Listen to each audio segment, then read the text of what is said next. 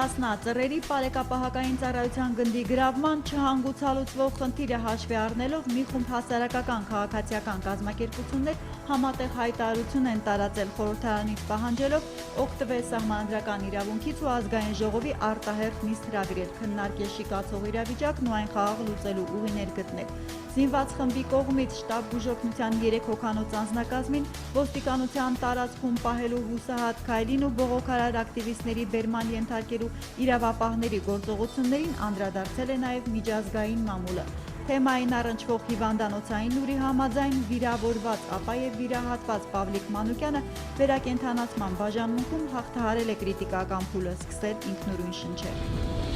Ես թող եմ դա միակ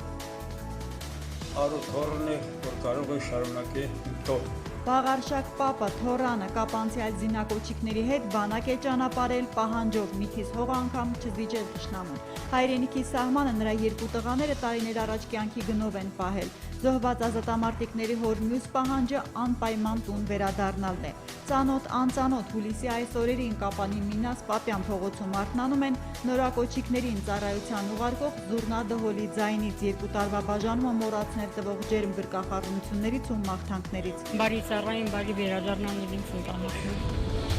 Արդեն կալիքային է, որ Արցախում կոնկրետ ասենք 15-20 գոնես գտնական փուլում կանանց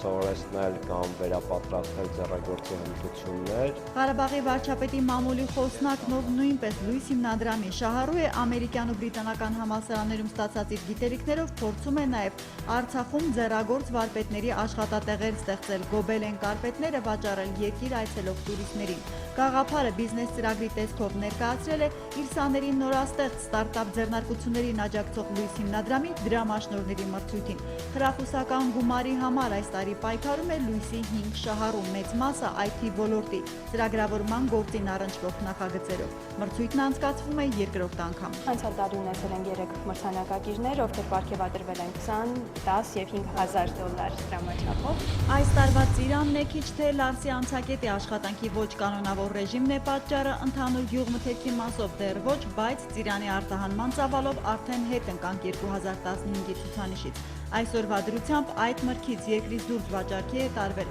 18268 տոննա, փոխանցում է Ագրարային գերատեսչությունն այն դեպքում, երբ նախորդ տարվա նույն ժամանակահատվածի տվյալը 20,000-ից ավելի է։ Նույնն է մնում հայկական ծիրանի հիմնական շուկան՝ Ռուսաստան, Վրաստան, Բելարուս։ Շատ լավ ժամանակ եմ անցկացնում եւ ուրախ եմ, որ մեզ Սևանալի ջուրը շատ բարդ է։ Լճում ջրի մոտ 21 աստիճան ջերմությունն այս օրերին ավելի ինտենսիվորեն է Սևան ձգում հանգստացողներին գալիս, տեղում էլ համոզվում են ջուրը մաքուր, թափանցիկ երկնագույնի է վերադարձել։ Լճի ինքնամաքրվելուն ու ճահճացնող ջրի մուրների պակասելուն նպաստել է Սևանի մակարդակի շեշտակի բարձրացումը։ Հորդանձրևներից բացի Արփա Սևան թունելը տարեսկզբից լիճ է լցրել մոտ 95 միլիոն խորանարդ մետր ջուր, առատ են եղել նաև ստորգետնյա հոսքերը։ Արդյունքում Սևանն այժմ ափամերձ քարերին հարվածում է նախորդ ամռանից ակնհայտ վերև ծովի մակերևույթից 1900 մետր 73 սանտիմետր բարձրության վրա, այնպես որ ջրից հանգիստ Արարատյան դաշտ են բաց թողնում ոռոգման բաժինը։ Այս պահի դրությամբ հունիս ամիսներին բաց է թողնվել 80 միլիոն խորանարդ մետր ջուր։ Հեպատիտ ունեցող մարդկանց 95%-ը չի իմանում կամ շատ ուշ է իմանում իր հիվանդության, ժողովրդի լեզվով ասած դեղնախտի ու դրա վիրուսային տեսակներից առաջացող լյարդի ցիրոզի, լյարդի առաջնային քաղցկեղի մասին։ Հուլիսի 28-ին նշվող հեպատիտի դեմ պայքարի համաշխարհային օրվա առիթով բնակչությանը մեկ անգամ եւս զգոնության կոչ են անում բժիշկները։ Ըստ առողջապահության նախարարության տվյալների, հեպատիտի Հայաստանում առավել հաճախ հանդիպող ատեսակը 2008 թվականից ի վեր 9 անգամ պակասել է։ 1.8 անգամ նվազել է B տիպով հիվանդացությունը։ Երկրում դեռևս շարունակում է խնդրահարույց մնալ ամենավտանգավոր հեպատիտ C-ի ներհիվանդանոցային տարածման, վաղաժամ ախտորոշման ու բուժման հարցը։ Հուլիսի 28-ին NASDAQ OMX Արմենիայի հարթակում արտարժույթով գործարք չի կնքվել։ Հուլիսի 29-ի համար տարադրամային շուկայում ձևավորված միջին փոխարժեքներն ըստ Կենտրոնական բանկի հետևյալն են։ Թանկարժեք մետաղների համար էլ Արչին բանկն առաջարկում է հիշյալ գնանշումները։